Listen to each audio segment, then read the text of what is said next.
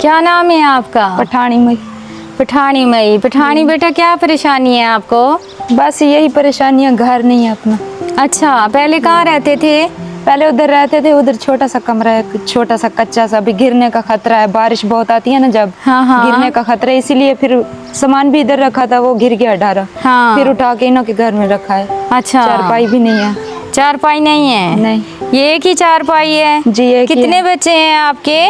3 है, तीनों हम इधर ही सोते हैं। अभी बेटा जहाँ पे आप रह रहे हो, ये किनका घर है?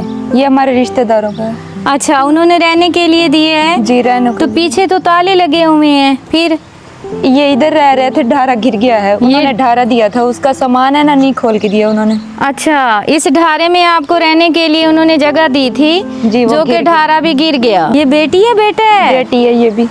ये बेटी है। इसके गले में इतने सारे क्यों डाले हुए हैं? इतने तो वो खुद नहीं है जितने आपने ये डाल दिए हैं। वो बाबे ने दिए हैं, बाबे ने कहा ठीक हो जाएगी, बीमार बहुत थी। बाबा ने कहा वजन डाल दो गले में। बस पैसे नहीं थे इलाज के लिए।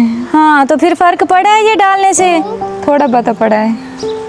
बस वो मोटर चलाते हैं, पानी भर लेते हैं बेल के। 1 2 3 4 5 6 7 8 9। ये लें, बिस्मिल्लाह पढ़ें, अल्लाह पाक बरकत डाले।